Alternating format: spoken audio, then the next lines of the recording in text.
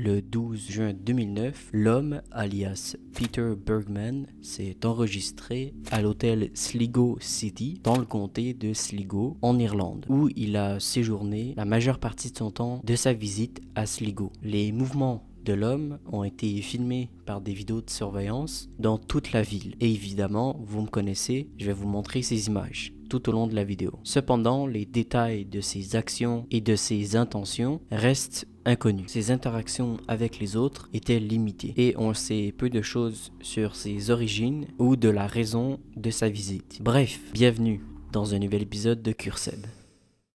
Bonjour à tous, comment allez-vous? Moi je me porte bien. Aujourd'hui, nous allons parler du cas de Peter Bergman, un homme retrouvé mort dans des circonstances très mystérieuses. Il a été retrouvé échoué sur une plage appelée Rose Point, en Irlande. Les autorités n'ont jamais été en mesure de l'identifier. Je trouve que les cas similaires de personnes qui disparaissent et qu'on ignore qui ils sont m'intéresse vraiment. Donc vous l'avez deviné, depuis 2009, on ne sait toujours pas qui était cet homme. Et croyez-moi, vous allez être, tout comme moi, surpris et frustré de ne pas connaître la vérité et surtout la fin. Mais avant qu'on commence, n'oubliez pas de vous abonner à ma chaîne YouTube si ce n'est pas encore le cas. Et en même temps, vous pouvez mettre un petit like à cette vidéo, ça m'encourage énormément. Installez-vous et puis nous, on est parti. Générique.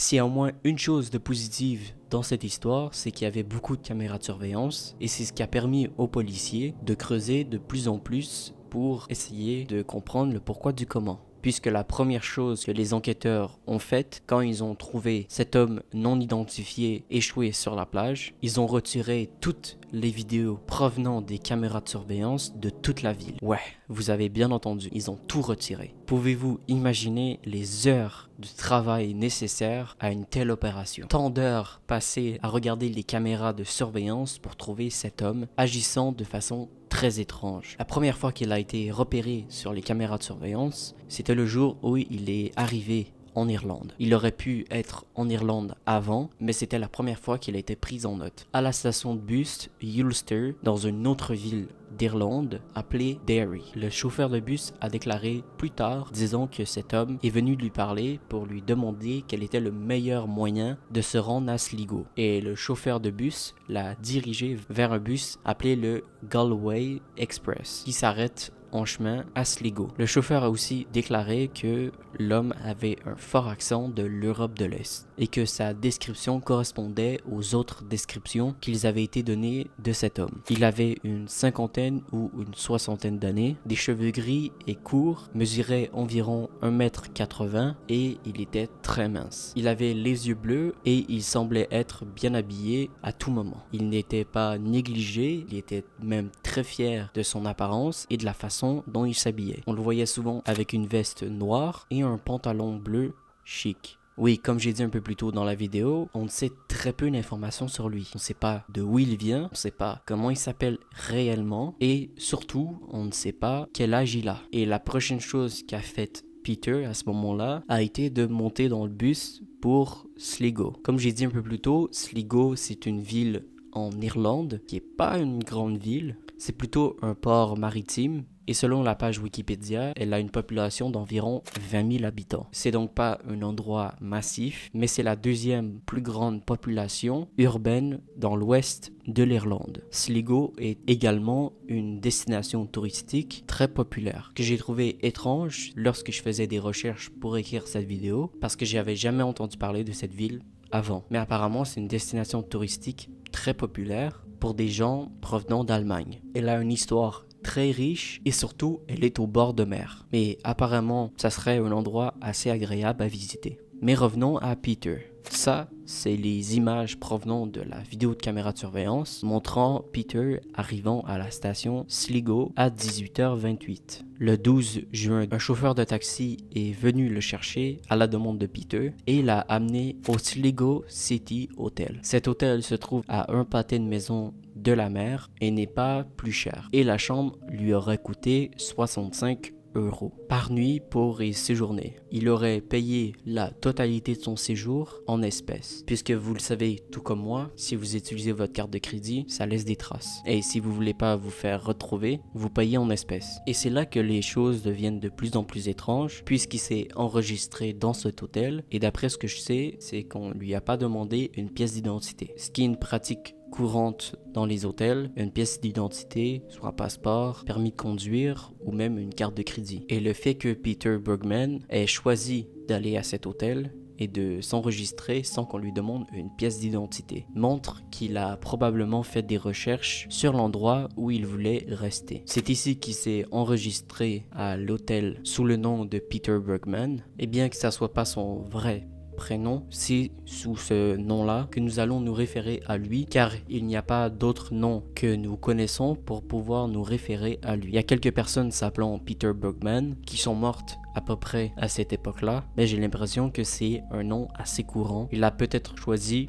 justement parce que ce nom et ce nom de famille étaient plutôt courants et que les gens n'allaient pas poser plus de questions. Ou peut-être c'est simplement un choix aléatoire. Ce qu'on sait aussi, c'est qu'il a donné une fausse adresse, puisqu'il a donné une adresse provenant d'Autriche. C'était un terrain vacant, personne n'y vivait, ce n'était même pas une maison, c'était juste un endroit complètement vide, un terrain vide. Le réceptionniste de l'hôtel a dit qu'il était arrivé avec un sac à bagages sombre et qu'il parlait avec un fort accent allemand. Peter a donc séjourné à l'hôtel du 12 juin au 15 juin, date à laquelle il a quitté l'établissement. Chaque fois qu'il quittait l'hôtel, il avait avec lui un sac en plastique violet. Et lorsqu'il quittait l'hôtel, il semblait être rempli aux 3/4 ou complètement rempli. Et personne ne sait de quoi contenait ce sac en plastique violet. Les enquêteurs pensent qu'il était rempli d'objets personnels. Ce qui est encore plus étrange, c'est qu'il avait toujours ce sac-là avec lui, car il réapparaissait plus tard avec le même sac. Ce qu'on sait, c'est qu'il le pliait, il le mettait dans une poche. Gardez à l'esprit que la majorité de son séjour a été filmée par des vidéos de caméras de surveillance et qu'aucune de toute la ville ne montre Peter en train de vider son sac et de se débarrasser de ses objets.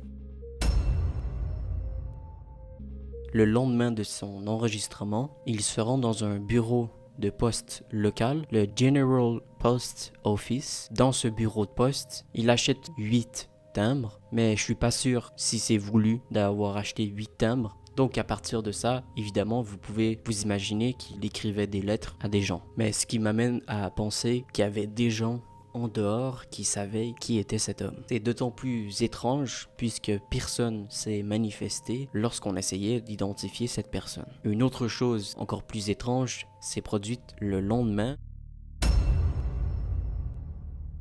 Il s'approche d'un chauffeur de taxi et lui demande où se trouve une belle plage où il peut aller se baigner dans la région. Et le chauffeur de taxi lui recommande la plage Rose Point. Et vous vous souvenez un peu plus tôt dans la vidéo, je vous ai dit qu'on l'avait retrouvé sur la plage Rose Point. Il n'y a pas des petites ampoules qui s'allument dans votre tête? Non? C'est vraiment bizarre. Bref, continuons.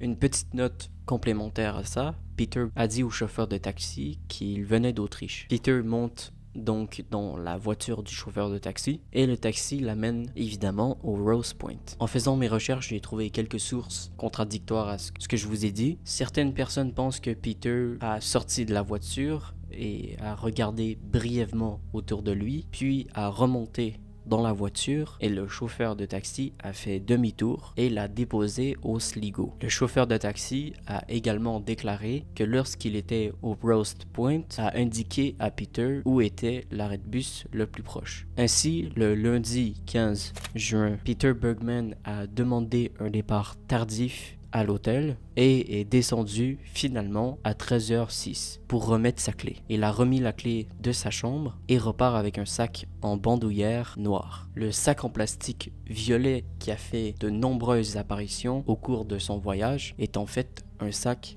à bagages noir. Bien que le sac à bagages noir avec lequel il est parti soit différent de celui avec lequel il est arrivé, c'est bien étrange. Il s'est dirigé vers la gare routière. Sur son chemin vers la station de bus, il s'arrête au centre commercial, le Quai Seed, et se tient maladroitement dans l'embrasure d'une porte pendant plusieurs minutes. À 13h38, il arrive à la gare routière, il se dirige vers un comptoir de nourriture, il commande un cappuccino et un pain grillé au jambon et au fromage et s'assoit à une table. Beaucoup de reportages que j'ai trouvés sur internet disaient qu'il était assis seul, mais la vidéo de surveillance le montre à ce moment-là, assis avec quelqu'un d'autre. Il ne parle pas, l'autre lit le journal. Peter, pendant ce temps-là, était assis à une table. Il a continué à sortir des morceaux de papier de sa poche. Après avoir lu les morceaux de papier, il a déchiré les papiers en deux et les a jetés dans une poubelle à proximité. Il a ensuite monté dans un bus qui est parti à 14h20 pour Roast Point. Il a été rapporté qu'il a été vu par 16 personnes alors qu'il marchait sur la plage. Le lendemain matin, Arthur Kinsella et son fils Brian, qui s'entraînaient pour un triathlon, ont trouvé le corps de l'homme gisant sur le sol à 6h45 du matin. Arthur et Brian ont dit la prière pour l'homme et puis ils ont appelé le Gardaí. Le Gardaí, pour ceux qui ne connaissent pas, même moi je ne savais pas ce que c'était, c'est la police nationale en Irlande. Ils ont appelé donc le Gardaí à 8h10. Selon le rapport d'autopsie, le corps de l'homme a été retrouvé sur la plage avec la plupart de ses vêtements sur le rivage, sans portefeuille et sans argent ou pièces d'identité. Le médecin légiste Kilgallen, j'ai détruit son nom de famille, désolé, n'a trouvé aucune preuve de noyade classique, mais a aussi dit qu'il n'y avait eu aucun acte criminel. Malgré son extérieur bien soigné et bien habillé, l'homme était en très mauvaise santé. L'autopsie a montré qu'il avait un cancer de la prostate et des tumeurs osseuses à un stade avancé. Son cœur présentait des signes de crise cardiaque antérieure et qu'il ne possédait qu'un seul rein. Et pour finir, en juin 2021, l'homme n'était toujours pas identifié. Aucun parent, ami ou témoin ne s'est manifesté. Malgré les appels publics dans les journaux autrichiens et allemands, donc encore à ce jour, on ignore qui était cet homme et qu'est-ce qui lui est arrivé réellement. Voilà, j'espère que cette vidéo vous a plu. N'oubliez pas de me faire savoir en mettant un petit like à cette vidéo. Et j'ai vu qu'on se rapproche de plus en plus des 800 abonnés. Merci infiniment. Et si vous voulez contribuer, eh bien, vous savez très bien ce qu'il vous reste à faire. C'est de vous abonner à ma chaîne et puis mettre un petit like à cette vidéo pour m'encourager à continuer mon travail. Et puis, nous, évidemment, on va se retrouver pour une prochaine vidéo. Portez-vous bien, prenez soin de vous. À bientôt.